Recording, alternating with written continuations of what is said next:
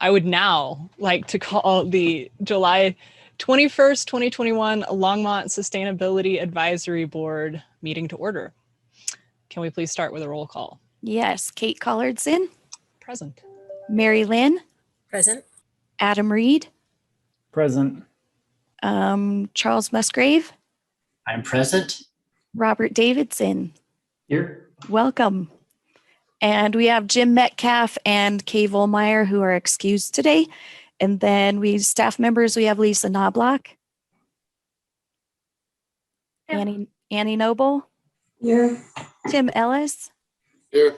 Heather McIntyre is here. And Berenice will be here shortly. And Council Member Christensen. And Chair, you have a quorum. Fantastic. So we have a new board member. Robert, will you please take a couple minutes to introduce yourself? Sure. Yeah, my name is Robert Davidson. Excited to be a new member of the board. I'm a relative newcomer to Longmont. I lived in Dallas, Texas for the last 15 years. And I came to Longmont at the beginning of 2020. Fun time to move to a new place, I must tell you.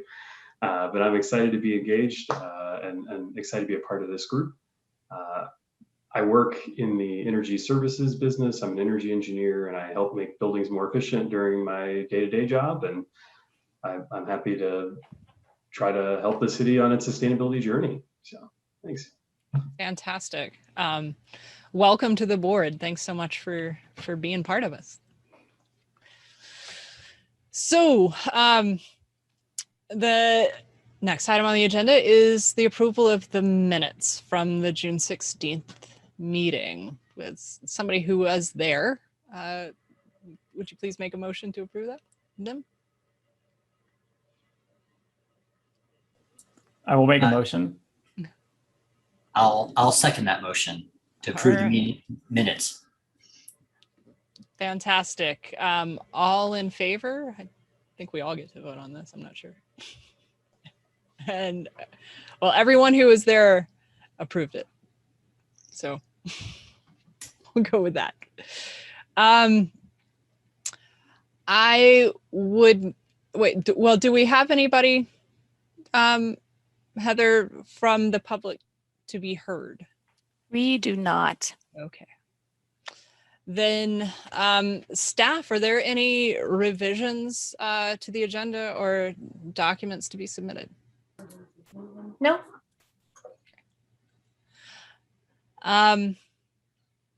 So then we'll move on to the general business. Board members, please hold your comments and questions until the end of each presentation after the staff has finished presenting. And first up, we're going to hear about the progress of the sustainability plan. Great. Hey, everyone.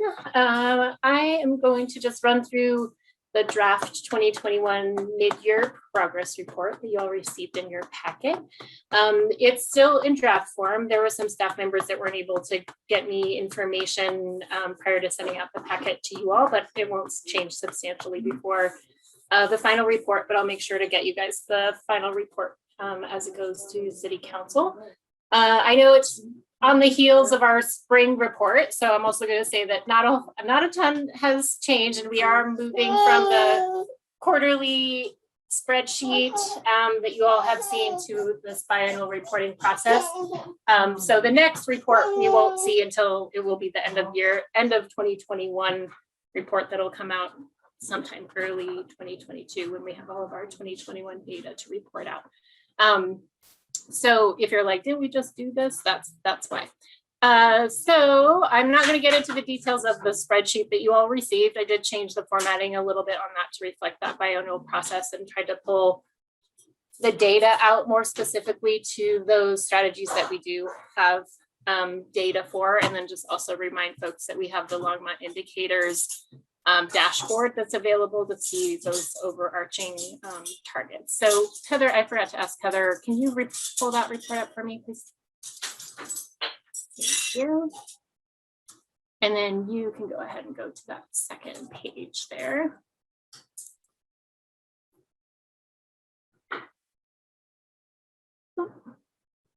the orange one that says community. Yep, that one right there. Great. All right, so first of all, I think that you all know we've talked to you all quite a bit about this, but we did hire our new equity and engagement specialist. His name is Alberto de los Rios, who started in early June.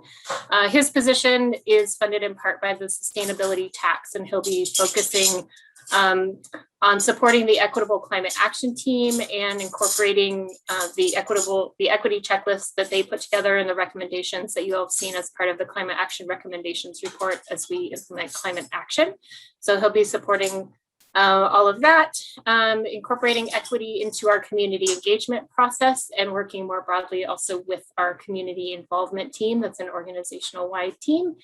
And then he's also working with our community and neighborhood resources folks on citywide equity work, including helping to coordinate and facilitate the city's internal equity team and working with Carmen Ramirez and her group on developing an equity roadmap. So he's got a lot on his plate, and we are also very excited to have him. And I'm sure at some point you all will get to meet him as well. Next, with regards to in the resource conservation area there, wanted to let folks know that we approved the renewal of the contract with Boulder Air. That's the group that is doing the air quality monitoring at the two sites that we now have at Union Reservoir and at the airport. And there's a picture that you can see of the air quality monitoring station near the airport there. So we renewed our contract, and there's information in the report here that we have that data that's publicly available in near real time through boulder.air.com/Longmont. So if folks are interested in particular in localized air quality, and that information will be really important. There's folks from around the region that are now looking specifically at Longmont's data. It's going to take us a couple years of building that data to really see what those trends are, but it's going to be really informative to our work around climate action, air quality, public health, all sorts of things. But it's really great that we have that information that's available for folks to check out. Our forestry folks have planted over 500 trees through city efforts and the Arbor Day tree sale in an effort to increase the city's tree canopy. We're also looking somewhat at the tree canopy and vegetation and impervious surface through the climate risk and vulnerability mapping project that I've talked to you all about. And then, as we discussed at our last meeting, we're doing pretty well on our residential waste diversion target and increasing our waste diversion work. So we're actually at about 41% was our 2020 waste diversion rate. That's for just the residential side. But our target in the sustainability plan is 50% by 2025. So we're doing pretty good on that front. And then in water conservation, we launched our first income-based garden in a box program. And Francie's not here today to talk to you more about that, but it's pretty exciting. We had a lot of interest. We sold 55 boxes through that program. If folks aren't familiar with the Garden in a Box program, it's a partnership with Resource Central. They work with a lot of communities throughout the Front Range to offer discounts on essentially pre-planned xeric and pollinator friendly gardens. And so you purchase them, they have a spring and a fall sale. You get, usually it's somewhere around 15 to 20 plants. They have fulsome plants, they have shade loving plants, they have all sorts of stuff. It's a really great program that we've been working with them for a long time.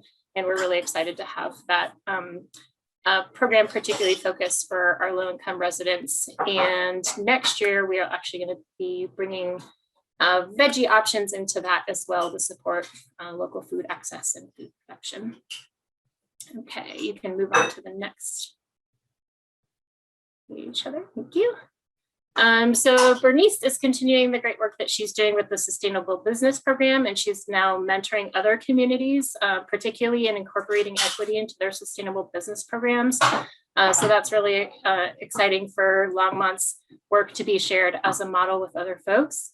And this year she's focusing a lot on engaging the child care sector in the Sustainable Business Program. We are working on reducing utility cost burden and improving health and comfort and safety for low-income residents, both through our housing rehabilitation program and our low-income energy efficiency program. So as of a couple years ago now, and we've talked to this group about it a little bit, but I know we have some new members. We have a collaboration between our community services department and our housing folks over there, and LPC and their energy efficiency folks, to make sure to leverage funds between those two programs to really bring energy efficient appliances into the housing rehabilitation program. And that also helps create in-home safety and comfort as well. Obviously, both these programs, being in-house programs, took a pretty big hit in 2020 with COVID, as you can imagine, but we're getting back on track. And in 2020, LPC staff did also provide over 100 energy and water efficiency kits and partner with community neighborhood resources for residents to install themselves. So even though we weren't able to go into people's homes, we were still able to provide folks with those resources, which is great. And this isn't here. I probably will try to add it before the final comes out, but just wanted to let folks know that this has been a couple years in the making, but we've been working with our purchasing staff to develop a sustainable purchasing policy. And we just finalized that policy this morning. So we'll put everything into place to implement that, and I'll be sharing that information with you all as that rolls out. And you can move to the next page, Heather. Thank you. All right, so there we go. We've been working with the greenhouse gas consultants that's helped us do our inventory and modeling to put together some data visualizations to help better communicate our work on our greenhouse gas emissions reductions and associated strategies. So that's been really helpful. It really helps us not only have the visualizations in place, they're Excel-based visualizations, so they're still, you know, not like infographic type visualizations, but it's they'll be really helpful. They're sector based, so we can go into transportation or building energy or waste, and you can it shows everything from 2016 to 2050, modeling out our business as usual emissions as well as our projected emissions reductions based on all of our different strategies, and we can plug in different numbers and play around with all those different things. So that's going to be a really helpful tool for us from a planning standpoint, but also from a communication standpoint. So I'm excited to be sharing those with you all. The Equitable Climate Action Team brought on 6 new members in just the last month. So they have a total of 12 folks. They've already provided critical feedback on 5 city projects, and have also were contacted by and had somebody from CDPHE come to that group a couple of weeks ago to get feedback on the state's formation of a climate equity advisory group. So sort of similar to the work that the ECAT does, but on a state scale. So it's really exciting to see the state and other folks pay attention to what Longmont's doing and look at the work that we're doing as a model. So that's really exciting. And then we had the first meeting of the Electrification Committee this past Monday. So that's getting kicked off, and that went really well.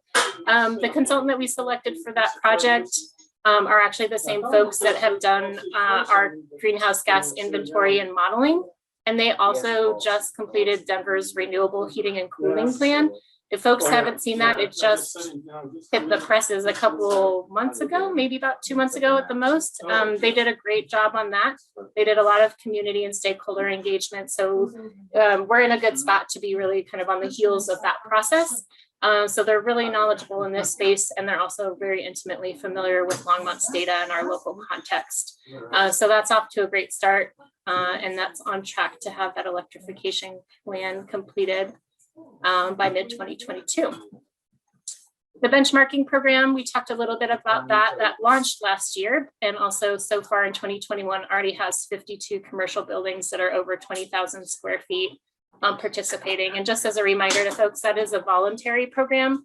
For right now, it's open to buildings that are 20,000 square feet and larger. And over time, we'll phase that program into smaller and smaller buildings and look at that being a policy at some point in the future. there's also, I believe, some state legislation happening around building benchmarking. So we're keeping an eye on that because there may be some additional requirements from the state level. And then the last thing I want to note is that we continue to expand local renewable energy generation through our residential rooftop solar and program participation in the renewable energy subscription program and the Efficiency Works program. And we just have some data there. And actually, Heather, I realized, can you go up to the last page real quick? Because I did,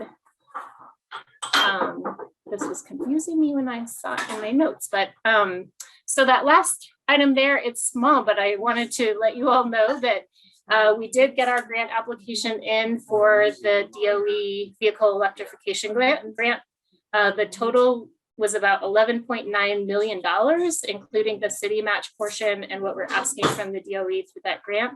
And that's to accelerate the strategies that were identified in the transportation roadmap that you'll have seen for citywide vehicle electrification. We should hear back about that later this fall. But I also just wanted to give a shout out to Charles, who offered his skills and expertise in reviewing the grant for us. And he stepped in, we kind of gave him a pretty last minute request to do that. And I think the grant application was about 40 pages or so. And I just want to say thank you so much to Charles for for stepping in to help us. It was really invaluable feedback and insight for us. And fingers crossed, I think we have a pretty solid application. We've gotten some really, we got good feedback from our partners at Denver Metro Clean Cities Coalition.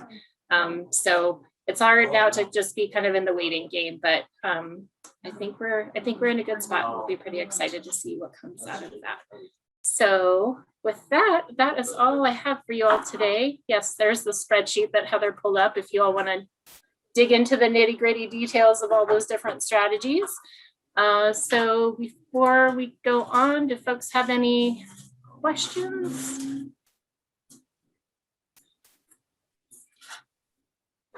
I see, Charles, you've got a raised hand, and then Adam. Yeah, I was actually just writing a note to myself to make a comment after Lisa was done to say what a great job the staff did putting together the sustainability grant proposal to DOE. I read through it and it was really impressive, and it was, yeah, fantastic. I think we have a really good shot, so hopefully that works out. So great job, Lisa, Satara, Tim, etc. et al. Francine, everyone did a great job. Thank you so much. Yeah, one of the interesting things that I think also will help set Longmont apart is the application did include a requirement for a diversity, equity, and inclusion plan. So folks have been paying attention. That is a focus of the Biden administration. And this was the first federal grant, at least that we've seen, that had that specific requirement. So my team really pulled together to put that plan in place as part of the application. And, you know, we're doing a lot in this space, particularly around climate and equity. And I think that, at least I'm hoping anyway, that will really help set Longmont's application apart from folks. So, but yeah, thank you so much for that feedback, Charles. I appreciate it. It was, I did not have that effort. I was more peripherally involved, but I can tell you that it was a huge undertaking for staff and our partners, but yeah, great. Well done. Adam, you had a question? Indeed, I'll also say well done. The progress is quite impressive. It's really nice to see this all wrapped up in a report like this. I do have a question. It's a little specific. It's regarding the Boulder Air. Do you take any of that data and compare it to local cities or even cities within the state? Do you also compare it to any EPA data? That's a great question that I am not going to be able to answer. I might punt it over to Annie to see if she can answer that. And if not, I can follow up with Jane Turner, who's our air quality and oil and gas specialist that oversees all of that, and I can get information. Yeah, so what I could tell you is that Boulder Air, so that's Dr. Detlev Helmig, and he has contracts with several other local communities, including Broomfield, and I think Erie is now one of his clients, and he is comparing the data in those areas. He will be presenting to City Council on August 3rd, so you might want to watch that presentation. And on August 3rd, there's also a presentation, very high level, but on our waste services. So that's a good meeting for folks to watch. You could watch it online. So,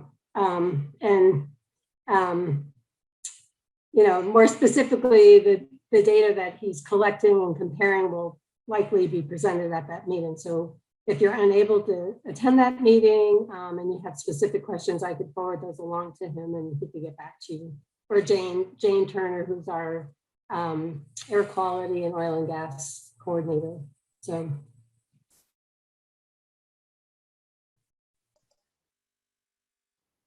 Yeah, Robert.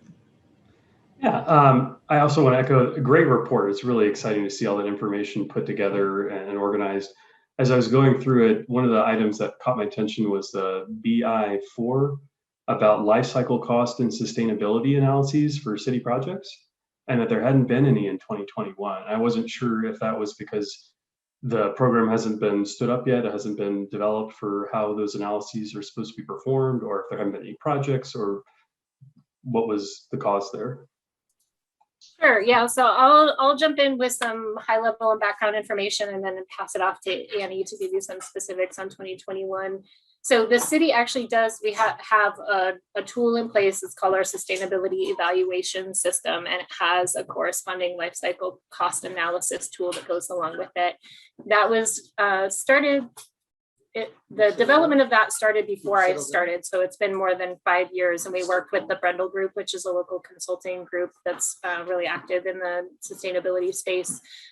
They actually reviewed, it was close to 50 different sustainability-based evaluation tools that had, some of them, like the Envision tool, if you're familiar with it, which you probably are given your field of work, is mostly focused on infrastructure. There's ones focused on roads and transportation. They looked at all of those and really pulled them together to develop a really comprehensive sustainability evaluation system that we could utilize internally. Initially, it was to just evaluate project alternatives. So in our, capital improvement projects or other like engineering or infrastructure-based projects, when we had project alternatives, that's a tool that we can use to evaluate those project alternatives against each other. And we've since adapted it a bit to also be able to use for plans and programs a little bit more kind of on the design side, like ahead of, before something gets implemented, what are the sustainability components that you could be incorporating or should be considering in these different aspects. It's just taken us a while to roll that out across the organization. There's been a lot of adaptation as we've really gotten into using the tool. It's kind of in a constant state, I would say, of iteration, which is great. That's what's useful in those tools. But it's also taken us a while to, we'd like to get to a place where we really have folks across the organization trained up on how to use that. So right now it's still, it was Annie's predecessor, and Annie has been helping to coordinate those evaluations. It's usually 2 meetings of 2 to 3 hour chunks of time, and we really pull together. Part of the value of it is we pull together a cross-departmental or cross-disciplinary team to go through that tool together, so that you get a lot of different perspectives from folks that can weigh in on different pieces. So it's not just the project manager per se, but to really get a better and broader, more comprehensive perspective. So it just takes time for staff to do it. It's been taking time for us to train folks up on it. We've definitely had success in our department, Public Works and Natural Resources, getting folks to request use of that tool, or that's more on their radar. But I'll pass it off to Annie to speak more specifically to the data from 2021. Okay.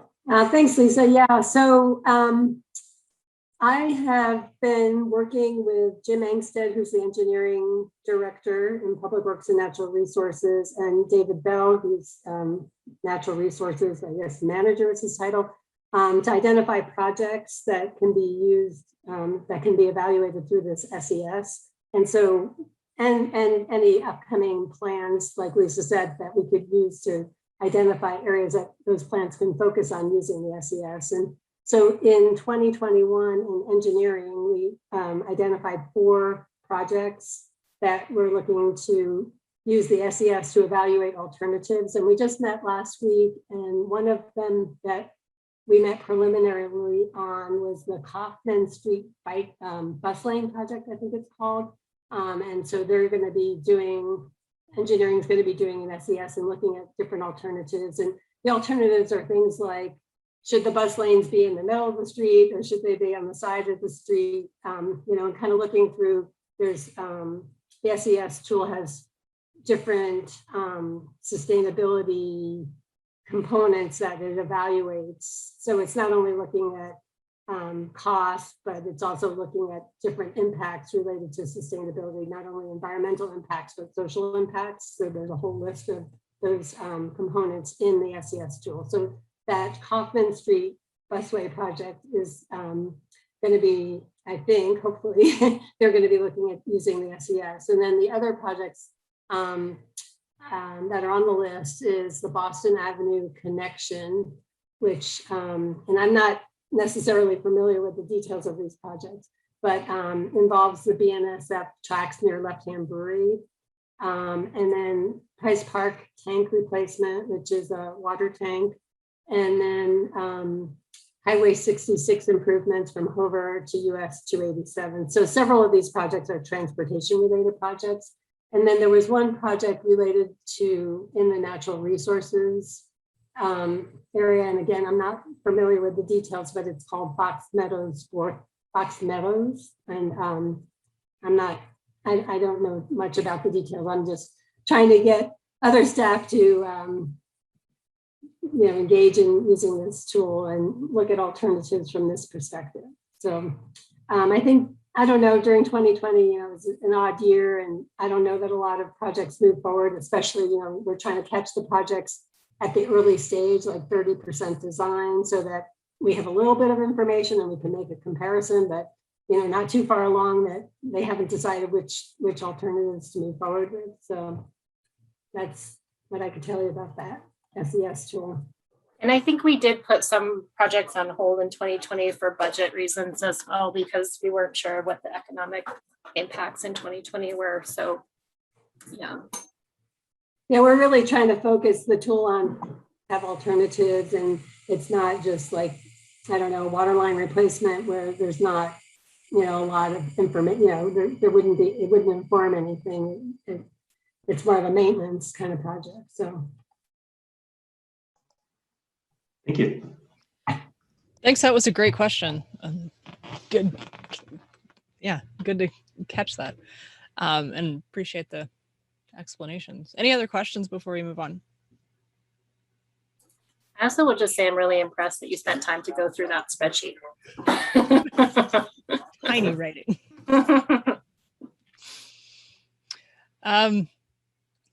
Lisa, I think the floor is still yours. If we want to. Okay. Yeah. So the only other thing that I have is if there's any specific feedback. So I know last time we had asked you to kind of essentially provide feedback and sign sort of a like, I forget what I called it last time, sort of a document of appraisal of the feedback. And we got feedback that that's not really necessary to include that with the report to City Council, but I do want to make sure that if you all have any specific feedback that I do have that, because I do want to pass that on to City Council. So I just want to take a few minutes to ask you all if you have specific feedback, even if it's, thumbs up looks good, if there's any concerns, if there's any things that you think we should be focusing more on that we're not, then I will put that at least in the council communication that goes along with the report to City Council. Adam.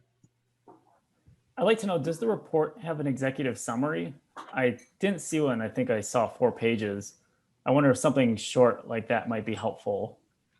So it's just, yeah, so we don't have the report itself is that 4 pages. That's so we haven't done like a really in-depth kind of annual report for the sustainability plan, because things are constantly shifting, and we just haven't had the staff capacity to do that. We've just been doing those quarterly spreadsheets, and then this year is the first year I've been just extrapolating highlights into this more visual reporting format. So because people weren't paying attention to those spreadsheets understandably. So there's not an executive summary since it's such a short document in and of itself. I do try to, on that first page, there's a little section at the bottom that says report highlights. I'm gonna call that an executive summary, but to just try to show, what sort of encapsulated in the report. But yeah, nothing beyond that because it's pretty short. So I'd be happy to try to include something if that's helpful for folks. So like more of a paragraph summary or something like that.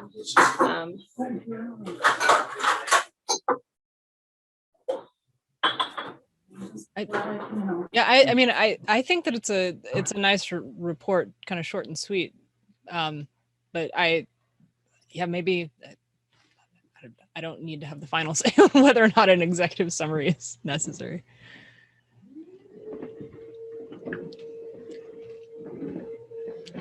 Robert, you had your hand up. I was going to say, if you're looking for just general commentary, I did feel like those 4 pages did a great job of pulling the big points out of the more detailed spreadsheet, in my opinion. And I also felt like the progress on all those line items seemed commensurate with the prioritization that was listed and where it should be. So I felt really good about it.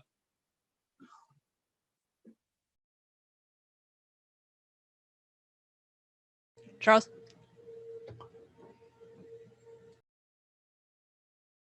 You're muted. Sorry.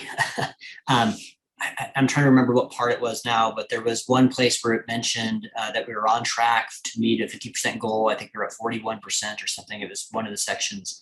And I'm not sure how much we can quantify in the other areas in terms of being on track towards meeting our goals. But I think the more we can do that I found that very helpful. Yeah, and we did that a little bit in the previous one. Some of the areas lend themselves better to that than others. The waste, that's in the waste section, and the waste is like my favorite section because it's generally really straightforward from a data standpoint. So we do try to do that kind of in the water area, or I try to point to, where we're meeting our targets in terms of increasing or decreasing. And when we do the end of year report, you'll see more of that. Given it's sort of a mid-year report, it's a little bit harder for us kind of midway through 2021, because some of those things we really want to wait till we have a full year of data. But that's helpful feedback to hear. And when we update the sustainability plan and the Envision Longmont comprehensive plan, which will start late this year, early next year, one of the things that we are hoping to do is to revamp some of those overarching goals and targets that we have to be somewhat more streamlined. And I think the reporting process will get easier when we go through that. But that's also why you'll see in that spreadsheet, I did try to pull the data column out more clearly, because before it was just sort of a notes and data column smushed together and it was hard to see that data. But yeah, we'll try to do that more frequently as it makes sense given the different items that we're looking at.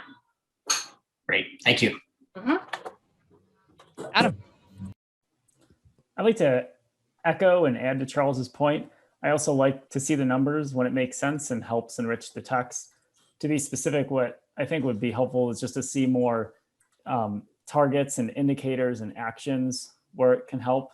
That way you can trim down text if possible. What I have in mind is I remember seeing the UN Sustainable Development Goals, and they use a lot of those. So that might be something helpful to look at to get a sense for what I'm referring to. Great, thanks.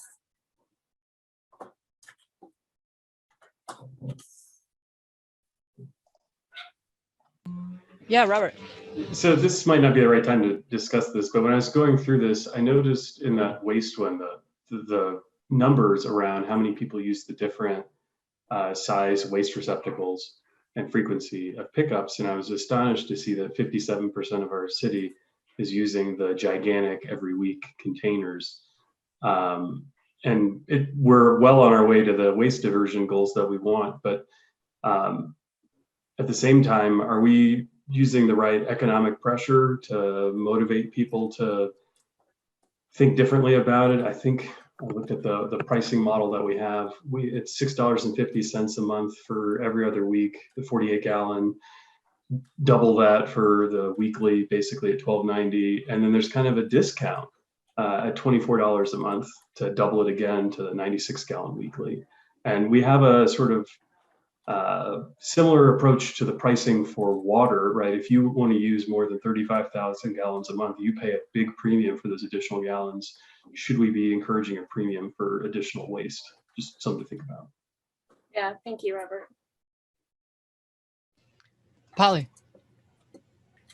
We actually have been making some progress with that. You know, we used to, I keep mentioning to people and that if they, that a 45 gallon waste container is really way more than most people need. I didn't think I could do without it either. I wasn't even aware that I could get a smaller container until I brought the compost thing forward, and then we started talking about that. If people divert their waste to the compost, which is only $6.60 a month, lowest rate in any municipality around here, they can easily go down to a much smaller container. But, you know, people are very reluctant to change. And I think they panic. They think, oh my God, I'm going to be overwhelmed with garbage and stuff. You know, nobody wants to be having an overflowing garbage thing, but they really won't be. It's just that people are extremely reluctant. And we have incentivized it to be cheaper than it used to be. It used to be not very different from the large container. So the 45 gallon container is incrementally a little bit less than the 95 gallon container. But I do think we need to do much more as a city about publicizing things. One of the things I would like to see is we send out paper bills with our paper utility bills, and we could be sending out a digital. We're confined to just 4 pages, and half of that is taken up with, in my opinion, things that don't need to be discussed, but having to do with politics. If we replaced it with a digital newsletter like other municipalities, for instance, Boulder has one it's very good because it reminds people on a weekly basis of things that are happening in the city, things that they could do, like switch from the 45 or the 92 gallon container to a 45 gallon container. You just need to keep repeating this. And, you know, as a city council member, the only time I'm allowed to really speak about this is at 11 o'clock at night when no one is listening in their right mind. So we need to, you know, do a lot more to let citizens of this town know about the services we have and about the opportunities and about the events and all kinds of things. But certainly, you're right, we need to try to move people off of that. We also, our recycling containers are completely free. That's great, I think, but then why is our compost not free? If we're having a difficult time getting over 20% of the compost or 22%, which is what the consultant told us when we discussed this many years ago. She said, you probably will not get a take of more than 25%. I don't know. People just don't understand how useful it is, but it isn't useful to some people. However, I really think we need to work harder on trying to get maybe neighborhood compost containers or something where people can share it, because it truly, in the wintertime, I don't have much compost. In the summertime, I have piles of compost, you know, and people who live in apartments, they don't have the pruning stuff that I have. And, you know, so I just think we need to keep working on the compost thing so we get a better take and more diversion. But I do think we've made a lot of progress. I mean, the report that Lisa just presented was wonderful. We've made incredible progress from where we were. 8 years ago, before I was elected, we had a city council who had eliminated any discussion of sustainability. In fact, people were forbidden to use the word sustainability. So, you know, we're making we're making progress, but Thanks, Polly. Step by step. Mary, you have a question? Yeah, sorry, I'm getting a unstable connection message here on my end, so please bear with me with technical issues. So I think Polly just gave us an opportunity to act on something. How would this group feel about putting together a letter to City Council about electronic communications? I think that makes sense. I would read it. Especially if every month it was, how to save money this month. So I do want to jump in before we do that. It might be helpful to have our communications folks come in because we do have a lot of digital communications already in place.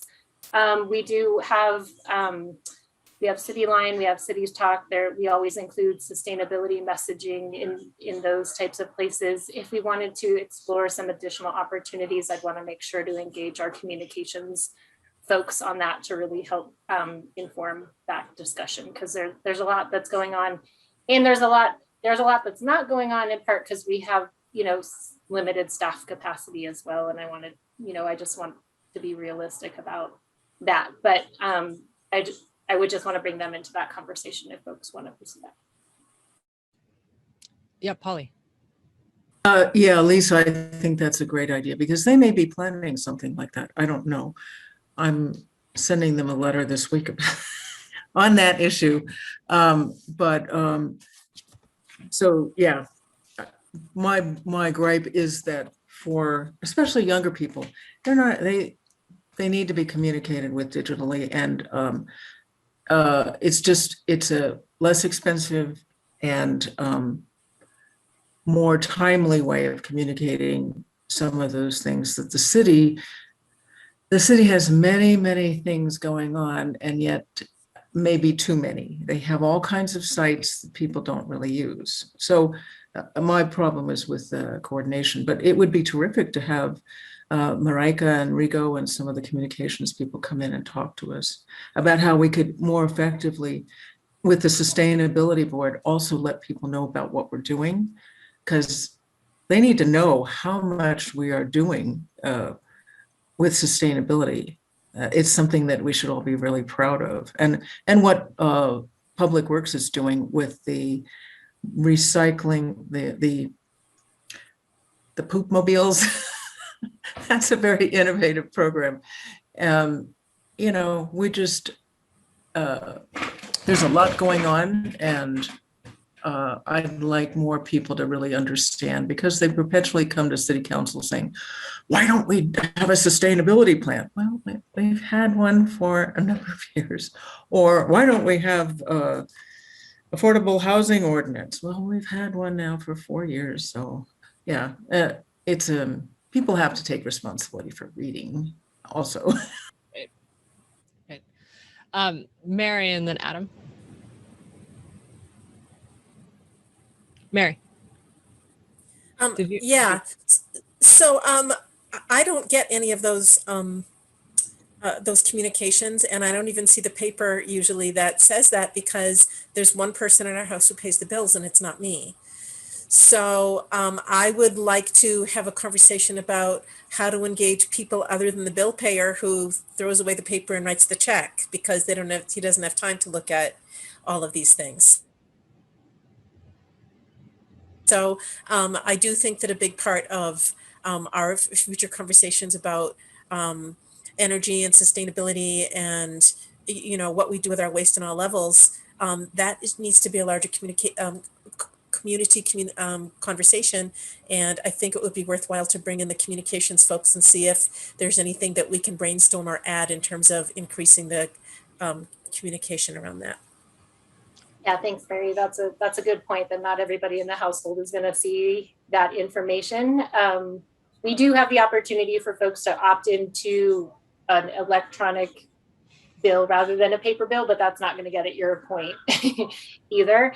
And we are actually working right now. We started earlier this year working with our communications team, because they do also recognize that sustainability is a cross-organizational and a very citywide effort and impact, and we need to do a lot more around the communications piece to engage people in this area. And so we are working with them to put together a communication strategy for sustainability and climate action. And part of that process will be, to look at, our overarching goals and messaging. How do we reach different audiences? And then what are our different tactics on how to go about doing that? And I think this group will be a really important group to help weigh in on that as we get to that piece, to help brainstorm some of those things, because we need a lot of different ways to get out to folks, because there's, different people access information in different ways. And I don't know if this is still true in the communications world, but that's definitely not my area of expertise. But I remember hearing at one point, you need like 7 different touch points before somebody really internalizes a message that you're trying to get through to them. So I think it's just important for us to be looking at all those different things and prioritizing that. So, thank you all. Great. Adam. I'll just say really quickly that I subscribe to some Longmont newsletter. It provides weekly updates as well as other information. And I have found that very helpful. I've seen things related to sustainability, such as oil and gas activity, efficiency works, and topics like that. And so I think that would be a good resource to check out. I mean, I was pleased to see mentionings of sustainability activities for the city of Longmont, and I think that has been really helpful. Yeah, so there's a couple of different things, and maybe Heather and I can work together to send folks out some links after this of where you can go onto the city's webpage and you can, subscribe, do an email subscription, and you can select all the different topics that you're interested in. And then when information goes out through the different city channels related to those items, you'll get information on that. Folks can subscribe to the sustainability newsletter, which just comes out quarterly, but it does house a lot of that information as well. But I will agree that it's not always the easiest to navigate the city's website to find that information. So we will help at least get that information out to this group. Cool. Thank you. Polly. Adam, where are you getting, who's sending you this information? What department? Is it the city or is it somebody else? I believe it's an official source. The domain is longmontcolorado.gov and it's support.web. The content looks official and it has directed me to events that I've enjoyed. Like there's pollinator events that has told us about, bird watching events and so on. So there are sustainability related events in there. There's also just weekly Longmont related activities. Oh, I'll have to sign up for that. Yeah, like I think it's called This Week in Longmont. So that's that's a weekly, weekly notification that goes out. And then they send out other notifications. Yeah. And then there's also, I don't know if it's part of that or another option. Like I said, I'll have to look for, but there is a section where you can actually specifically select the different topic areas that you're interested in. You'll get news notifications based on those topic areas. So. Yeah. That sounds like something I ought to know now. And yet, I mean, that is coming from the city, or they wouldn't be able to use longmont.gov. That we have reverse 911, which is actually important for, emergencies, and yet only 20% of the town, 10% of the town has signed up for it. And I haven't signed up for it either. So we have to do a better job of getting people to sign up for this stuff. But people don't, they're so tired of getting stuff. They don't want to sign up for more stuff. So it's hard. Yeah, I don't envy the communications folks. Like I said, that is not my area of expertise. Trying to figure out how to get important information and desired information out in an age in which we're all drowning in information is a real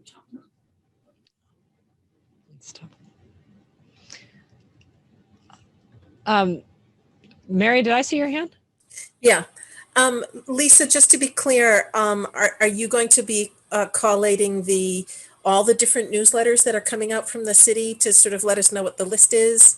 I'm trying to understand what you're going to be sending us. No, I will send you the link to what Adam was talking about of how to, subscribe to This Week in Longmont, and where you can go onto the city's website to select all those different topic areas that you're interested in receiving email notifications out. And I'll send you all the information on how to subscribe to the sustainability newsletter if you all aren't subscribed. I know there are a lot of different newsletters coming from different parts of the organization. I can investigate to see if that already exists. I will tell you that I don't know whether or not it already exists, but I can at least ask around, and if I can find that, then I will send that to you all as well. That seems like that would be good to have. I mean, pretty much everyone in Longmont, unless they're retired, they go to work or school. So it seems that a program of sort of organizing this information into a more accessible format, maybe dividing it by age group, and then working with larger employers and education would be a way to sort of focalize this information. And, the schools are always, I know the schools do work with the city quite a lot, and they're always grateful to have different events that relate to Polly's shaking her head. They are interested in pollinator events and so forth. A lot of that stuff does happen in the summer, true. But I think it would be interesting to have an understanding of how comprehensive and how organized the communications plan is. So some effort made to sort of have someone investigate that and report back to us sort of. I appreciate that you're going to be sending us the list of the how to subscribe and maybe some of the publications, but sort of a little PowerPoint. This is all the different things, and this is how we're trying to sort of focalize it would be useful at some point from the city staff. Thanks, Mary. Great suggestion. Thanks. Heather, did you came off of your video turned on? So did you want to? I was just wondering if you guys want me to show you where on the website that is. I could just pull it up really quick. That'd be great. So if you go to the Longmont's website, which is longmontcolorado.gov, if you use this search function and just type in This Week in Longmont, it will pop up, and then it brings you to this page here. You could just click on that link, and then this gives you all of that information that Adam was talking about. And over on the left-hand side is e-notification subscription, which I believe is what Lisa was talking about for all the different ones that you could possibly sign up for. Exactly. So. Wow. Great. Thank you. You're welcome. That's great. Anything else on this topic? And we can be sure to send that out to you too, so you have it, but I just wanted to show it to you verbally or visually as well. So no, that's very helpful. Thank you. Great. Thanks, everyone.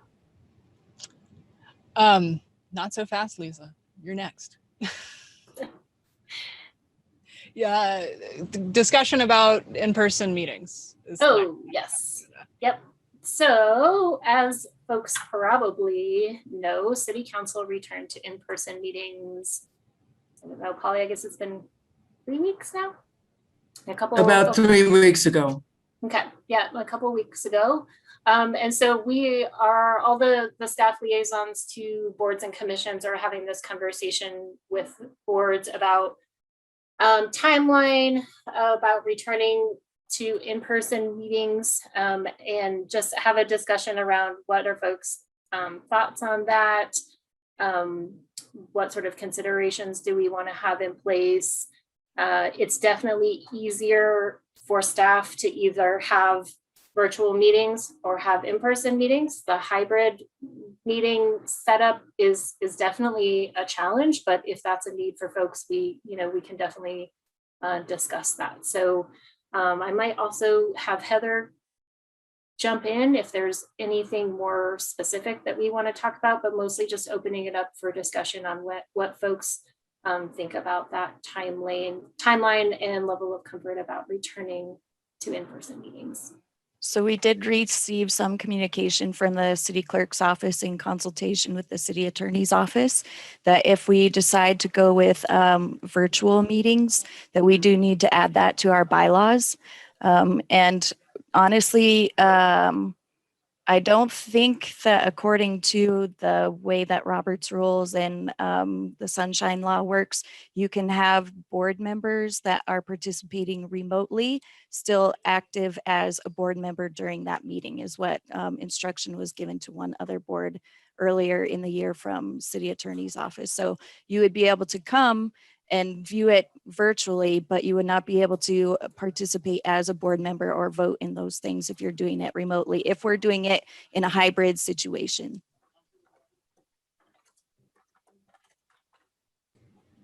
Okay. Thanks for that context. Mary. My concern about the remote meetings from the beginning has been in terms of accessibility for the public. I don't think that it's fair that the public is not allowed to be seen visually. That does not seem right to me. And because we do have such a high proportion of homebound and retired folks and so forth who maybe don't drive and can't get themselves to a meeting, it seems to me that if the board members were required to be there in person, that's fine with me. But when folks want to speak at the meeting, I would like to be able to allow folks to call in remotely and to be able to be seen. And this goes for city council as well. I don't understand the logic behind not allowing that. I think it has something to do with the fact that not everyone has a computer and Zoom, but everyone in the city council meeting can be seen who's on city council. So why not the public if they're going to be calling in at all? Yeah, Polly. I just think it's, I agree with you, Mary. I much prefer in-person meetings and I much prefer seeing people. And I do think that a lot of people who are trying to access, I mean, this has just been our situation for the last year. People have given up trying to access city council meetings by phone because it's very different. It's a different situation. And there's no way they can actually be seen on their telephone. Given I guess our technical limitations or something, but I do think it makes for a very unfair sort of situation.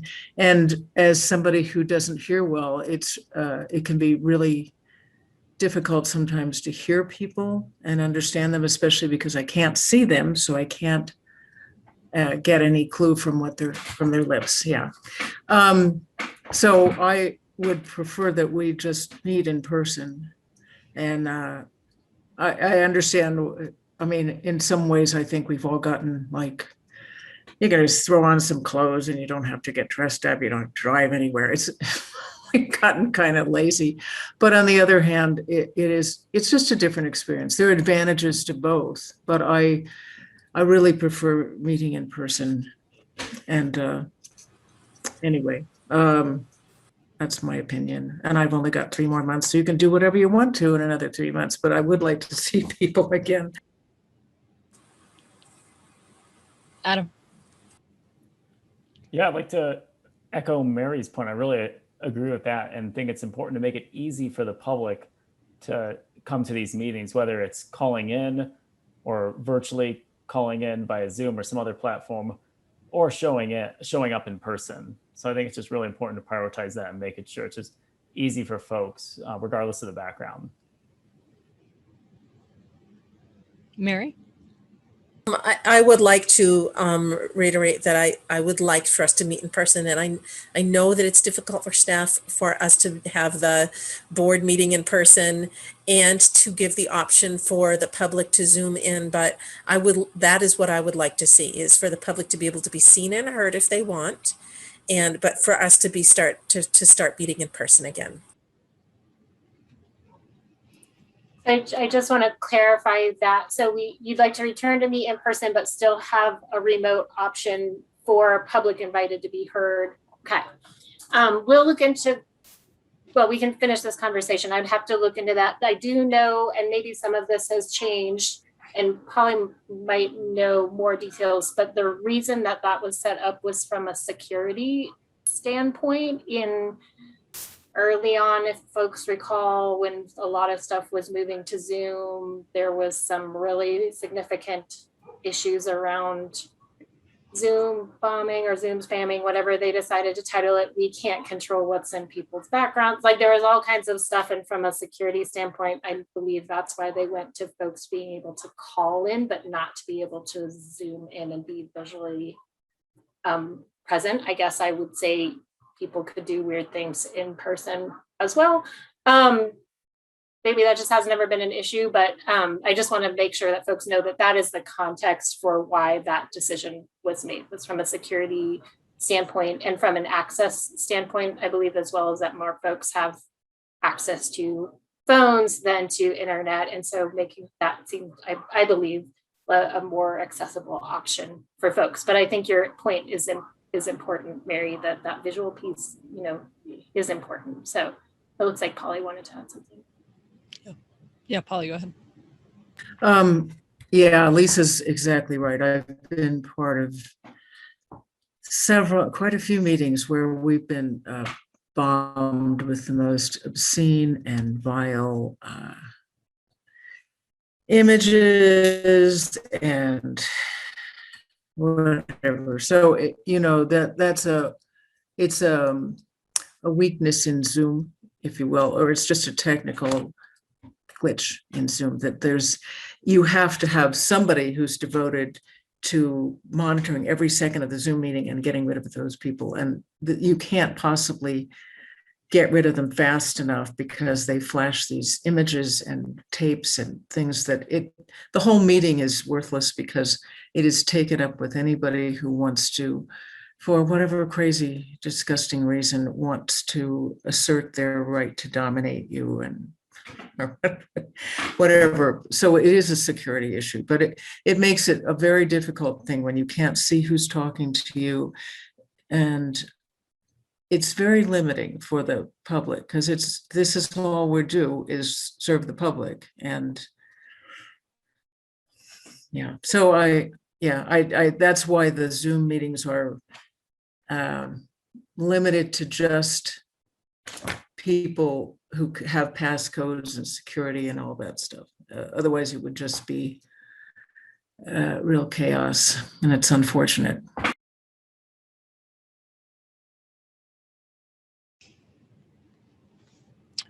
Well, thanks for all that context. Yes, Heather.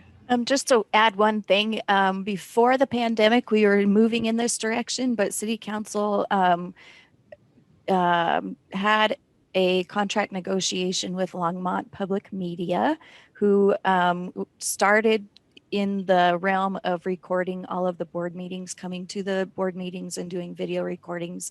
As we are moving toward in-person meetings and boards are returning to that, we as board liaisons are communicating with Longmont Public Media to come and to record those meetings. And they have those meetings posted on their site within 1 to 2 days after the meeting. So people would have faster access to the recording of that as well. It would not be a live meeting, I don't think, for like the smaller advisory boards, but for that is also happening as we're going back to in-person with other boards too. So. Okay, thanks for that. Other yeah, go ahead. Oh, I was going to kind of flip that question around, I guess, and ask if there's folks that are not comfortable returning to in-person meetings, as I would say, as of August, or at what time frame do people feel comfortable returning to in-person meetings? Adam. I'll say that I can do either. I understand you'll have a lot of things on your plate, so I'm happy to offer my flexibility. But I will say that I look forward to seeing everyone at some point in person. In 3 dimensions. I agree with what's been said. It'd be great to be able to see each other in person. I am comfortable coming in. I have no problem with that. I'm also flexible like Adam. I think I'm okay to be flexible in case others are not comfortable yet meeting in person. One question I had is whether we maintain the same time, same schedule, or would we move the time? Meeting in Zoom is very convenient in terms of not having to schedule any time to commute or for me to get back from Boulder to Longmont. But if we do meet in person, keep at the same time, I'll figure a way out to get myself sustainably, probably by bicycle, to Longmont.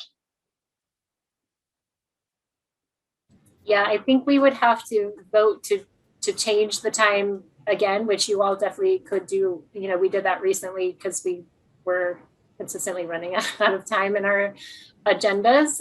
But it's up to the group if you all wanted to shift that time again. But until we did that, if the group wanted to do that, we would maintain the third Wednesday from 3 to 5 timeframe.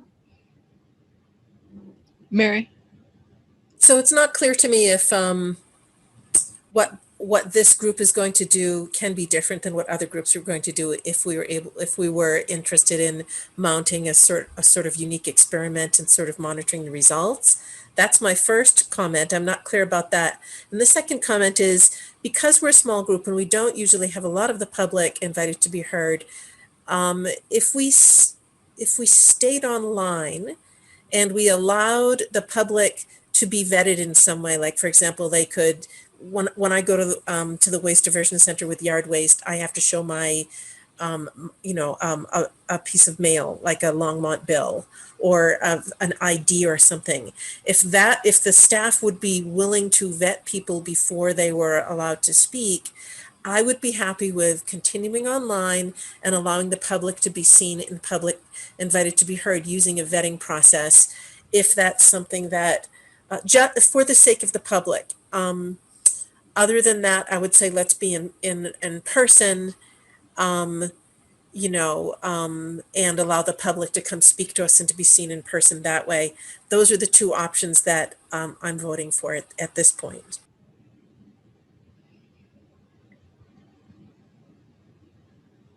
Polly? Just to put in a word for what I've tried to say for the last 6 years or 8 years.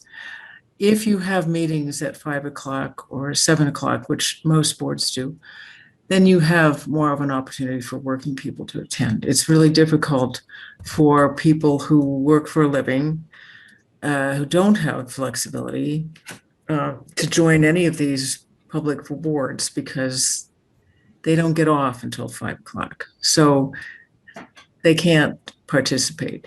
And I know that, I was on some boards and I worked, like Charles, I worked over in Boulder, then I had to get in my car, come over here, go to the meeting and go back to work and work overtime work more over there because to make up for what I missed. And it's difficult even if you have some job flexibility, because many people in Longmont don't work in Longmont, and then they have to spend a lot of commuting time to get here. So I would always suggest that maybe we consider meeting at 7 o'clock at night, but up to you.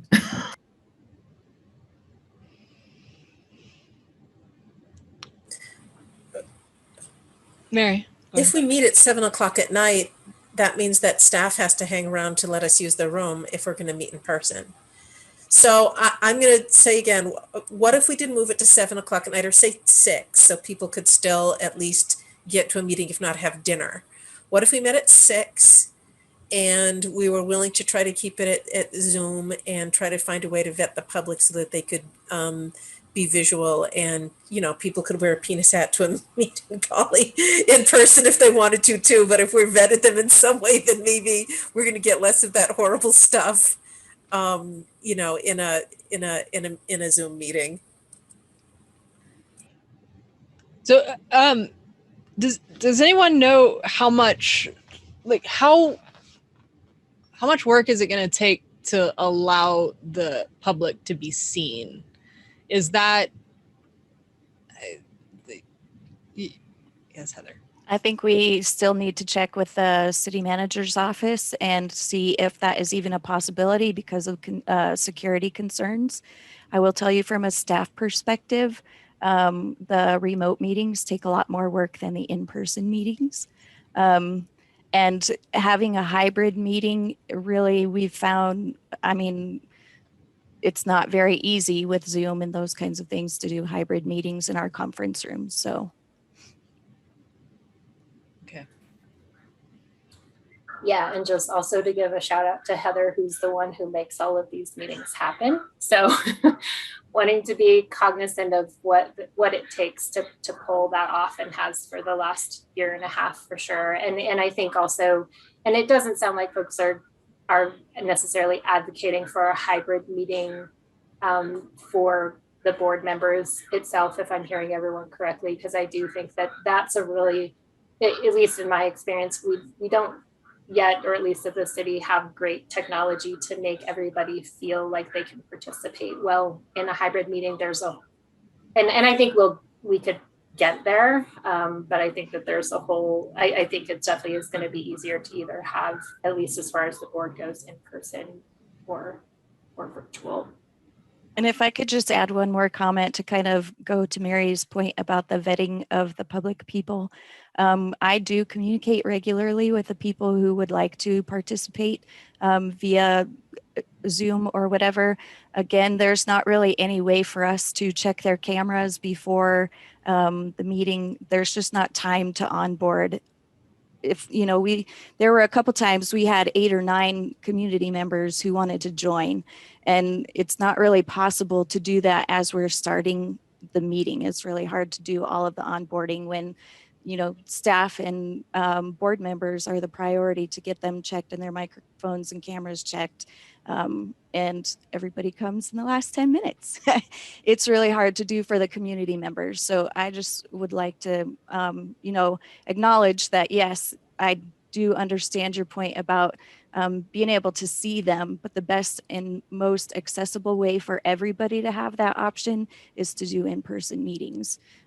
You have people who don't have internet access that could only call in. And so their ability to only call in versus somebody's ability to have video is a disadvantage to those who can only call in. So that's another reason why we limited to only audio participation for community members.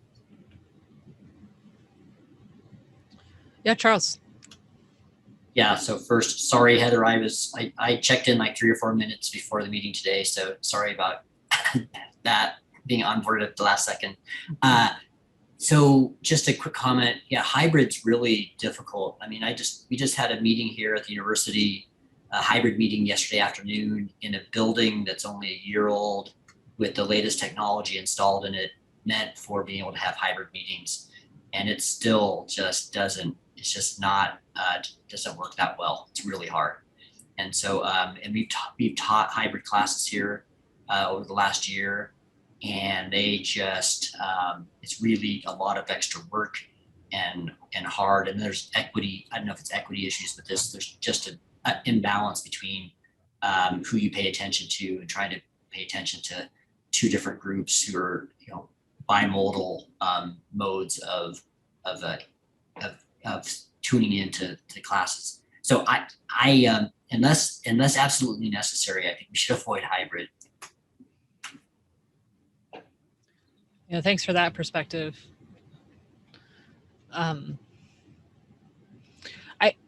I can say for me, I'm all for in person. I appreciate what you're saying, Mary, about the public invited to be heard part of it. I think that these are really good points that you're bringing up, and there is a lot of value to allowing folks who can't make it in person to be able to speak to us and to be seen. And I just, if it's not possible, then I think that probably the next best choice is to just switch back to being in person, and folks who are able to join can. Now we can, I think it's a fair suggestion to think about what time of day do we meet, because Polly's exactly right. Like, this is this is a tough time of day for most people. And at the same time, to keep, the staff's needs top of mind. That's a long day for staff to hang out until, we start a meeting at 6 and then it's over at 8. That's a really long day, and especially for folks who have to commute back to Denver. Or there are a lot of factors at play, and I'd love to hear other folks' thoughts on time of day. But Mary, I see you have your hand up. Oh, sorry. Oh, no, go ahead, Mary. So I'm going to suggest that we try a 6 o'clock time, and with as few staff members having to hang around in the building as possible, meeting in person, and that we put it on our agenda to revisit bringing the hybrid meeting in 6 months' time, and with the presumption that city staff will be looking into this, and that, technology is always changing, and that maybe there will be different options 6 months from now. But I would like to vote for coming back in person at 6 o'clock. I would even vote for coming back in person at 5 o'clock, if that would be easier for staff, with the public invited to be heard in the second hour. But I'm going to make a proposal that we come back in person at a 6 o'clock time, not a hybrid meeting. Yeah, Lisa. Yeah, before we vote on that, I would just suggest that we separate those two pieces out. So, because we would need to modify the bylaws regarding the time change. So if you all want to vote to switch the time to 6 o'clock, and then the other vote would be to return in person for the August 18th meeting, if that's okay with folks. That's great with me. So I will propose that we come back in person as our first proposal. In August, correct? In August, yeah. Okay, so it would be August 18th, just for everybody's reference. Okay, great. Does anybody want to second that? More discussion before we do? I'll second that motion. Okay. Any discussion before we vote? Okay, all in favor? All right. Next meeting's in person. I'm excited to see everybody face to face. And I want to propose a time change to 6 p.m. Okay.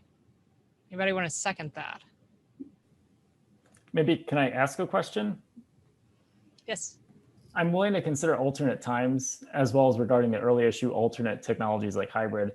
However, if we do try something, can we formally evaluate it, like perhaps provide our feedback? That way we're constantly correcting ourselves as these things change, not just like locking ourselves in and then finding out we don't like it. So I'm willing to be open-minded so long as we do have some opportunity for feedback. Thank you for that. I'm also a little hesitant to change the bylaws without the other board members here. We're missing 2 board members, and I'd love to get feedback from everyone before we just jump into that. Yeah, Polly. Just having a special meeting to try that out at maybe 5:30 or 6 o'clock. And then you wouldn't, because I agree with you. I don't think you can, with a third of the people gone, I don't think you can change the bylaws. And that takes a little bit of time anyway. So just maybe have a special meeting at a special time, or just have a special time for this meeting and see how that works for people. That's a great suggestion. Thank you. I like that idea. 5:30, I mean, you guys worked in Boulder, and you work in Boulder, you're gonna show up late because of traffic and starving. I think it's gonna be 6 or a little later, right? So it's easy. 5 is definitely better than 3. And I will make it at 5 unless I have something I just can't get out of. But I'm okay with 5. I am sensitive to staff and keeping them around late, and also I think Jim works here in Boulder also, if I remember right. And so I'm curious what how inconvenient it is for Jim. If he also bikes, I could maybe draft off him make it a little faster to get home. Yeah, Robert and then Lisa. Yeah, so I'm great with an evening time if that's what we want to do. But I did want to ask just directly to the staff, like what would the implications be for your team? Would this make it harder for people to participate? Are there other ramifications that we need to really think about very seriously? Great question. Thanks for asking that. Lisa. Yeah, so I did want to speak to that a little bit. First of all, I do want to clarify, I definitely appreciate you all wanting to have everyone's voice and not just bring on the people who are not here that we're changing the time frame, but also technically speaking, you all have a quorum and you can vote on things as a quorum. Understood. So just wanted to clarify that. And just to speak to your question, I very much appreciate you all considering the impacts on staff. And at the same time, we are here to serve the public, and this is a public board. If those are the timeframes that work best for the board, or particularly that help facilitate the broader public's ability to access these meetings, that's fine for us. I think it could be that we usually do have a lot of our sustainability staff just listen into these calls and they jump in and answer questions from time to time. It may be that not everybody sits in on every meeting, because of that. I will be at, still at every meeting. Annie will probably still be at every meeting.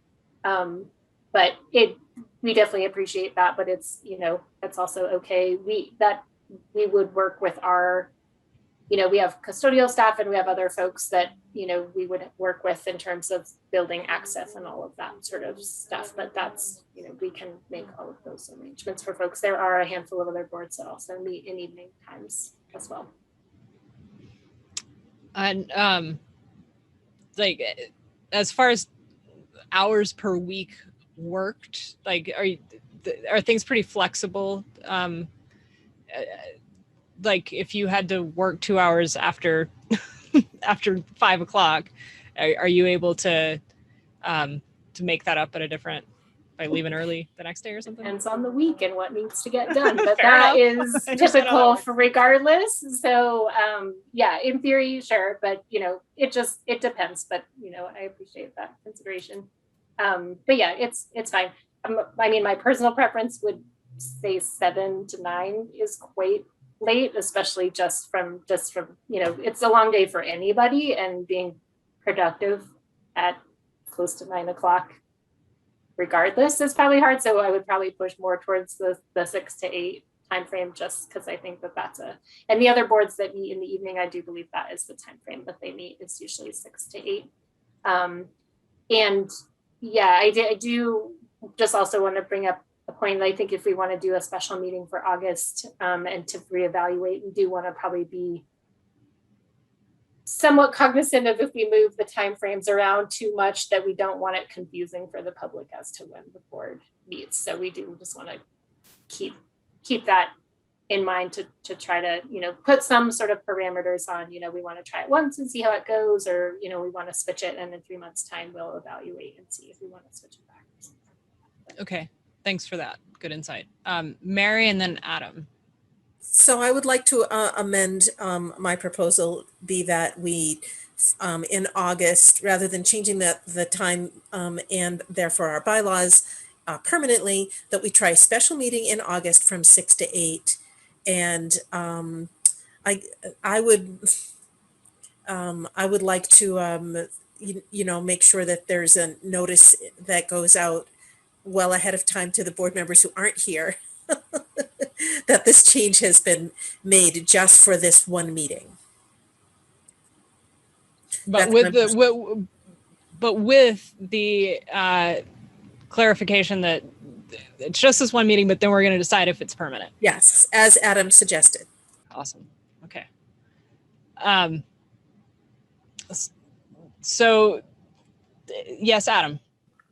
I'll just say briefly, I'm willing to be flexible with my time. I do prefer the 6 to 8 because of Lisa's point. It sounds like that's consistent with other boards. So I think just from like an overall board perspective, if we're thinking about the public, then, if they want to go to a board meeting, it's like, oh, they can pick the water board today or the sustainability board, something like that. It's all consistent and easy to remember. Regarding the public, I do have a question. Is there any feedback from the public on what their preference is? Like, have any of the members of the public said anything what they prefer? I can just speak from what I have heard and let you know that I haven't necessarily gotten a lot of feedback from public members who are interested in coming to public invited to be heard and are unable to because of the time frame. But I will say I don't know that we've also broadly, I mean, we publicize the meetings, we have our legal requirements in terms of posting meeting agendas and all of that sort of stuff. Some of those are required to be, at the Civic Center in a physical geographic location so that people can see that. That's not to say that if we changed the time, it wouldn't potentially reach more folks. I haven't gotten feedback kind of one way or the other from community members. Okay, thanks. Annie and then Polly. I was going to see if I could request that if we're going to change the time, that we not do it for the next meeting in August, because I think it would be helpful to give the board members that aren't here an opportunity to know that that's being proposed. And for me personally, I have a book group that I've been going to for years and years, and it meets the third Wednesday, and I would have to negotiate that change. And I would like the opportunity to do that. And so I would like to at least wait until September to change the time if that's possible, so that I can have some time to make changes to my personal commitments, and maybe the board members that are not here have other commitments also. Yeah, Robert. Yeah, I think that's a really good idea. Also, we should probably look and see what meetings we're going to conflict with. I'm looking, there's a Planning and Zoning Commission meeting at 7:00 tonight. So if we had done it at this time, a month from now, we would conflict with that. We might need to look at days of the week as well. So it's probably good thinking. Yeah. Yeah, Polly. You're on mute. City council members usually have about 8 or 9 boards. So we have to plan them about, depending on what's not conflicting. I signed up for this county conservation thing, and that was at 3:00 in Boulder. And so I could never do both of these. And that was, that's always going to be a problem. But I do think that Annie has a good idea. Let's not do it for the next meeting because it's a little bit too much because James and Kay are not here. Let's not do too much at the same time. And then we can discuss it at that meeting. But I can tell you for years, I've been trying to recruit people to these boards, and the only people mostly are middle-class white people, preferably retired, and we don't get a very good cross-section of the town that way. So, everybody's terrific to hear from, but if we want to actually have a citizen advisory board, it's better to be able to have a time when it's a little bit later, when there's a possibility for people to be able to get here after work. And it is only once a month though. And so most people are able to say to their employer, I need to leave a little early once a month from now because I'm volunteering to help out the city of Longmont. And any decent employer, I would think that's a good employee and would say, go to town. That's a great idea. Thank you. But, there aren't, sometimes we don't have employers like that. But anyway. I do. That's a great point, Polly, to just add that it's also not just for public invited to be heard, but changing the meeting time also, might help make this meeting more accessible from a board member standpoint for others to participate as board members. Yeah, absolutely. Mary, would you amend your proposal, your motion? Are you willing to amend to September and not August for the first? That is fine. I just want us to make this decision. It seems like we're spending a lot of time on it. Being very totally are. Can we just please decide we're meeting in person next time in September? We're going to start meeting in the evening, but maybe Lisa can reach out to to Jim and Kay and see if there's an absolute conflict or something, or Heather. Yeah, Adam. I support adiabatic changes, especially given that Jim and Kay aren't here and others. So good to keep them in mind. Okay, all in favor. We did it. Okay, so can I Right. just reiterate? Please. So August, we're staying 3 to 5. We'll move September 6 to 8. I can follow up with Jim and Kay and just give them a heads up. And if there's any huge red flags, I can bring that to the August meeting and we can. Or they can discuss if they're it. here. Yes. Is that what I'm hearing from everyone? Yeah. Okay. And August is in person. In person. Yeah. Perfect. And Okay. then that all right. September meeting would be September the 15th. So you guys can mark your calendars. Cool. All right. Next item on the agenda, we can move on. Woo! Exciting. Lisa, the floor is yours. It's your meeting. Excellent. All right. It's my meeting today. Great. I thought this would also potentially be a really quick meeting, but I'm glad there was nothing else on the agenda because we could have this discussion. So just a couple of things, just a reminder, the next Sustainability Coalition meeting is August 4th from 5:15 to 7:15. That will still currently be in virtual format. And then a couple of things that I didn't put on the agenda, but I just want to make note of.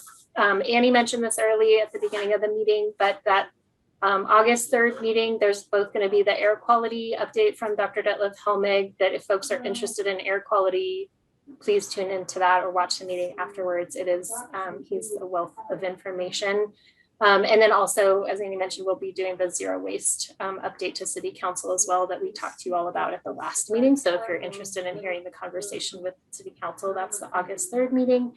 And then July 27th, so next Tuesday, or this coming Tuesday, I guess, we are taking your recommendation to support the Citizens Climate Lobby Carbon Fee and Dividend Act. So it's just going as an information item to City Council, talking about the CCL folks came to the board, your decision making on that. I did note that that it was approved, but a 3-2, and noted that there was some current concern. So I wanted to make sure that they knew that. And then we did also attach the meeting minute excerpts from both the February and the March meeting where you all had that discussion. So that'll go to City Council on Tuesday, and the CCL folks are planning to speak at the public invited to be heard to make that request of City Council. So I wanted to make sure that was on your radar. And that's it for me. Thank you. Thanks so much. The next is items from the board. Does anybody have anything? Yes, Mary.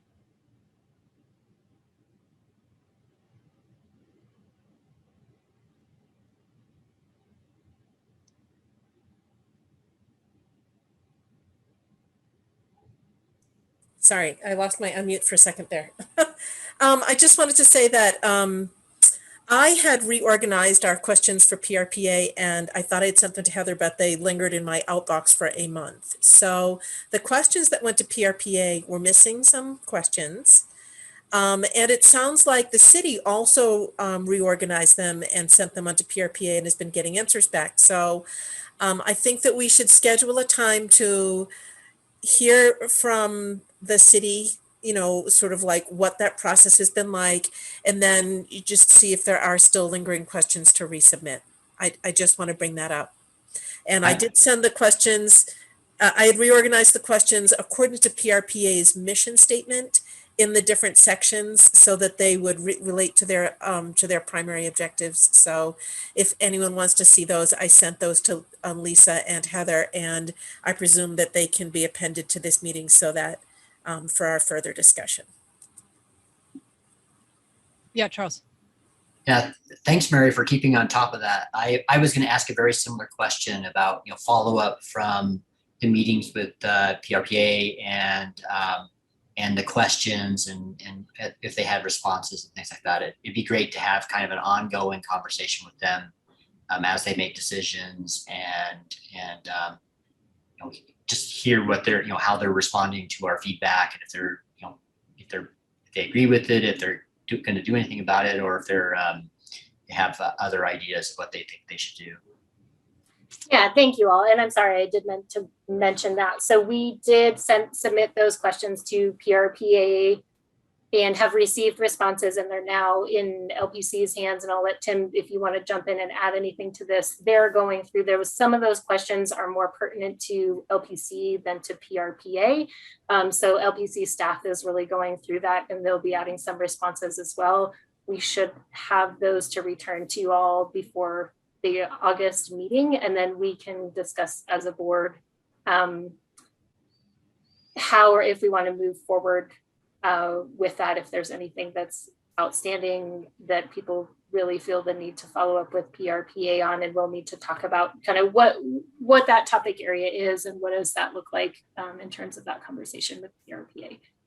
Tim, do you want to jump in and add anything on that? Yeah, sure. I'll just add that Platte River did provide responses to the questions that they thought were addressed to them. Anything really on the distribution grid and specific to customers is really the cities. That's where we get engaged, and we are that the liaison between Platte River kind of and our customers.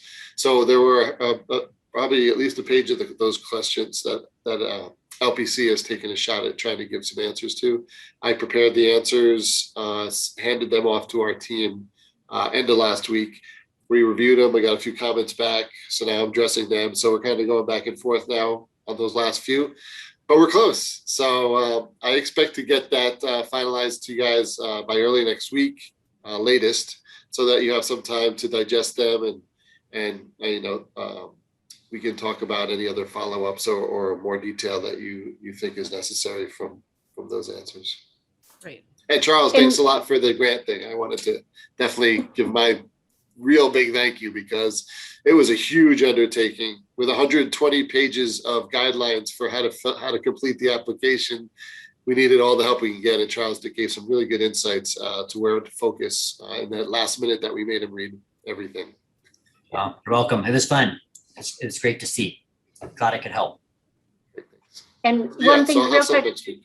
Oh, thanks, Tim. One thing real quick I'll add to that, Mary, I saw that you sent me those. I'll have a look at those just to make sure if there was anything that somehow got missed, that we'll follow up with anything that may have gotten missed in that. There are questions there that did not get submitted. That went out in the last packet. Is that what you're referring to? Yeah, there are questions that I sent to you that did not get submitted to PRPA or LPC. So I think at this point, because we have so much drift between versions, what we should do is we should get a report from LPC as to their responses and PRPA's responses. I'd like to have a staff member or as many as necessary speak at the next meeting, and then we can go through the draft that I had created and see what's outstanding and do the next iteration, if that makes sense. So I'd like to hear from LPC at our next meeting, and then we can resubmit any other questions that are left kind of hanging, if that works for people. I do want to note that the August meeting, the agenda might be full at this point. We can at least bring those responses back to you all, but it might not, the discussion piece may not be at the August meeting. Okay. Thanks for that. Yeah. Yes, Charles. Yeah, and kind of related to that.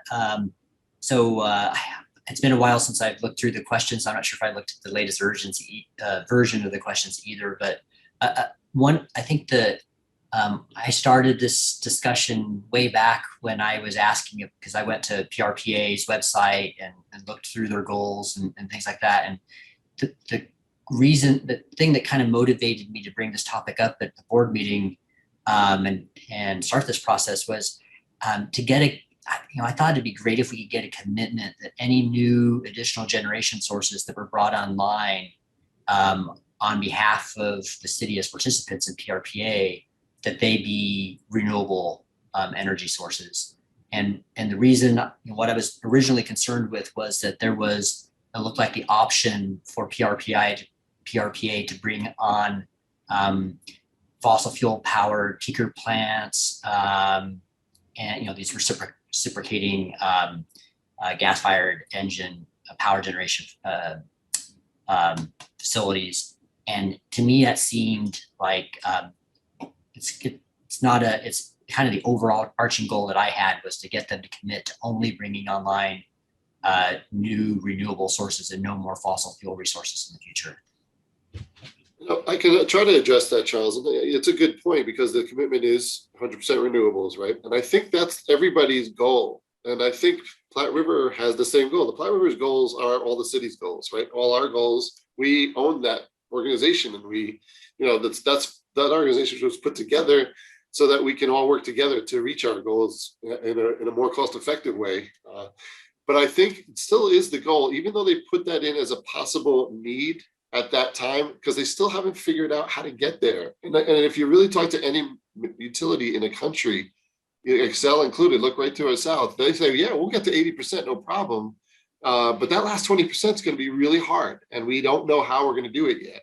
And what Platte River is saying is we can reach this. We know we can do it with some additional, efficient engines to reach, really close to that goal. But right now, we don't have a cost-effective plan in place without raising rates a tremendous amount in order to accomplish that goal. But we're going to constantly review that, and they're coming out with 2 more IRPs in the interim to really take a harder look at that. So I think, although it'd be nice to get that commitment, I think they made the commitment to constantly review it, but they have to also make the commitment to bring electricity, 100% of our electricity, to all the cities in a cost-effective manner and one that tries to reach our goals. So I think their struggle with saying, yes, we're going to definitely commit to that, because then they have to also say, yes, we're going to raise your rates, 10 to 15% a year for the next 10 years.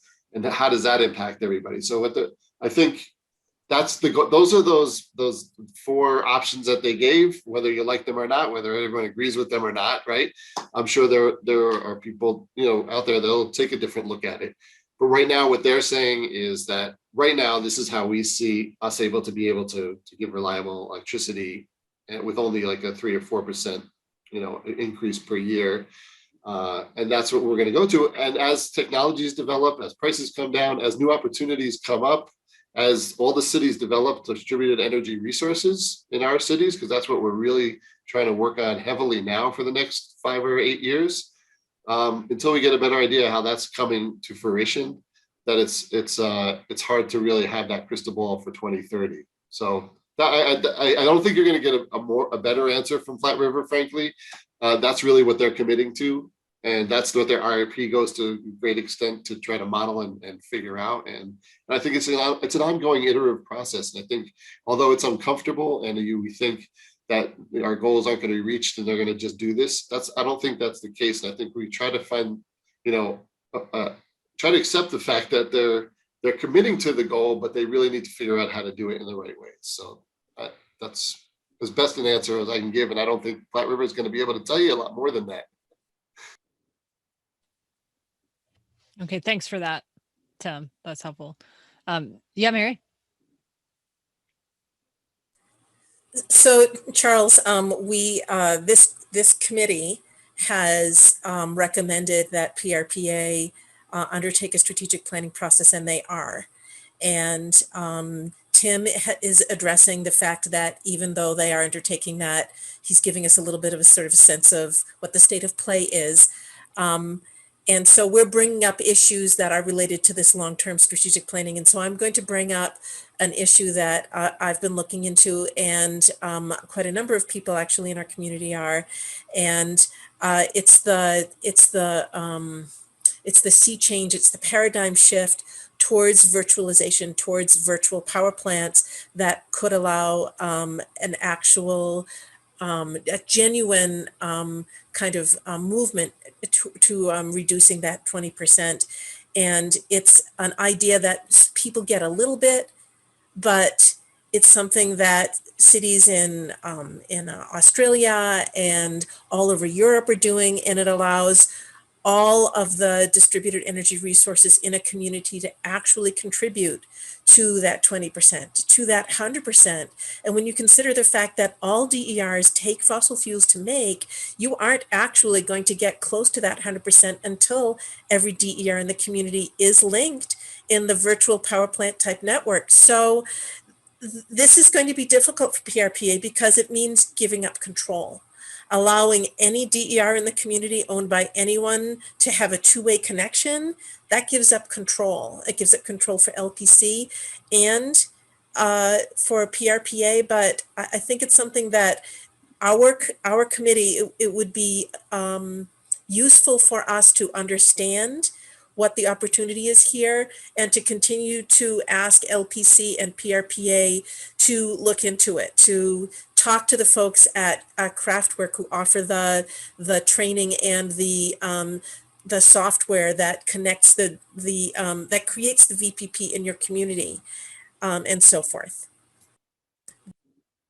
Yeah, thank you, Mary.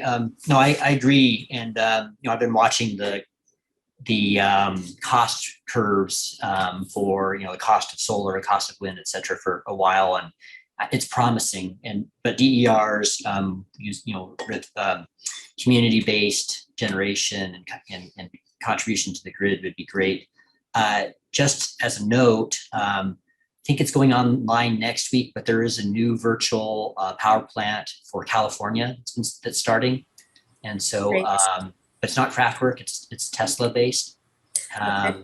But it might be interesting to watch how they do it and how it works there. But share yeah. links. Share links on anything you have, Charles. I'd love to see it. Sure, I can send that. Okay, great. This was a great discussion on this topic. And I think we're at a good point to move on. The one thing that I wanted to add, I meant to add to the beginning of this meeting is that land acknowledgement statement that we approved at the last board meeting. And Heather, would you please add that to the agenda for next time? Am I just allowed to state that at the beginning of the meeting? I think so. What piece do you want to add to it? Just to follow up on it, or no, just to that statement, just the first thing in the agenda, we acknowledge that the land we are on was stolen. That bit. Okay. Thank you. Yeah, that's great. Thanks. Okay. Yeah. Yeah, Polly. Well, just to follow up on that was presented at City Council last week, and we accepted it. I modified it with 2 words to make it more grammatically correct and to make it a stronger statement. And I also suggested that we put this at the bottom, put this on any new signs that are going up for open space. I know that we can't take all the signs because they're very expensive to produce, but any new sign we're going to put up, this would be a very good thing to put on it because it is completely relevant to any open space. Yes, we have, but the other thing is the idea of mentioning this as a preface to every single meeting the city has, I personally think that means it loses its meaning in a way. It just becomes something we rotely say. And the United States has so much to apologize for. I've been studying in the last year, I've been studying a lot of colonial history, and it really, it's not what the received word we got in school, We have to apologize to everybody, pretty much everybody in the country, because, my ancestors were probably kidnapped as children and turned into indentured servants. That's how they got here. There is probably nobody that didn't get a pretty bad deal except the 5 guys at the top. So that's always been the case. But so we certainly need to acknowledge the First Nations who were here. We stole their land.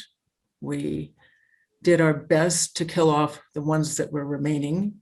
If we couldn't kill them off, we enslaved them, and we're still treating them like subhumans. So yes, we have a lot to apologize for. Thanks for that. The next item in the agenda is the items from council. Do you have anything else? Okay, that was it. All right, thanks. Okay, the next, and before I move on, I appreciate what you're saying about it losing its meaning if we say it over and over and just becomes rote. And I feel like, at least for me, and right now, I'm not there where it hasn't become rote yet, and it still holds meaning, to read those words aloud. And so, yeah, for the time being, I would like to add that to the beginning of our meetings. Adam. Regarding the statement, is it possible to enhance it by providing some historical sketches, like weekly references, any historical materials? This idea comes up because I'm from Ohio, and there's a lot of things like that. In open spaces doesn't just have like a statement, but there's also some history that's provided and things that people can go and check out, whether it be at the library or something. I know that would take a lot of work from a local historian, but that thought just popped into my mind. I was wondering what the opportunities were there. I like that. Thanks. Polly. Yeah, I do think our museum is really working with the Arapaho people with whom we have supposedly established a relationship. I hope we can keep that up. And also other tribes. And I know Boulder Right Relations group has an ongoing relationship with the Arapaho, the Ute, and other native tribes. But the museum is trying to do stuff. Our local historian, Eric Mason, who has just written a book, and there's a section in that about the history of the First Nations who lived here, were mostly the Ute and the Arapaho and Cheyenne. And I think the city of Boulder also has history, and we have books in the library, but I think would be good to put some signs up with our open space and with our downtown signage to explain the history, because it gets shuffled off to the side. And we at the museum, we also have a whole group of sort of tidbits about the various people who have settled here, from the Moravian, Russian, Germans to the Latino to I hope some about the Indians. But yeah, there are so many opportunities to educate ourselves a little bit better about our own history, because the history we got at school, I can tell you as someone who spent years in the high textbook industry, it has to be dumbed down to be as uncontroversial as possible. And that means that it's basically kind of meaningless and dull to most kids. If we studied the real history of this country, it'd be fascinating, but we don't, because it might get people riled up. So that's the way that works. But I think there are all kinds of opportunities. I think, for instance, we have a quilt from the Arapaho people that we have from up on Wind River Reservation. That would be a perfect place to put a sign talking about the Arapaho people and their relationship. There are lots of opportunities. So thanks for mentioning that. Yeah, I really appreciate that suggestion. Thanks. Okay, so now we're gonna move on in the agenda to the informational items and board correspondence, which was included in your board packet. There's no need for discussion about this, just calling your attention to it. And with that, we're at the end of the agenda, and 7 minutes to spare. As much as we tried to fill it in all the way to the full 2 hours, we're getting 7 minutes back, people. So motion to adjourn. Yes, Mary. Unmute, please. I motion that we adjourn. Awesome. I'll second that motion, or did I hear someone else second it? I think that was you. Okay, Oh. all in favor? All right. Thanks, everyone, for a Great. great meeting, great discussion. Thank you all. Thank you. Can't wait to see you all in person. Yeah, Bye, looking take care. forward to it. It's Bye-bye. Thanks. Bye.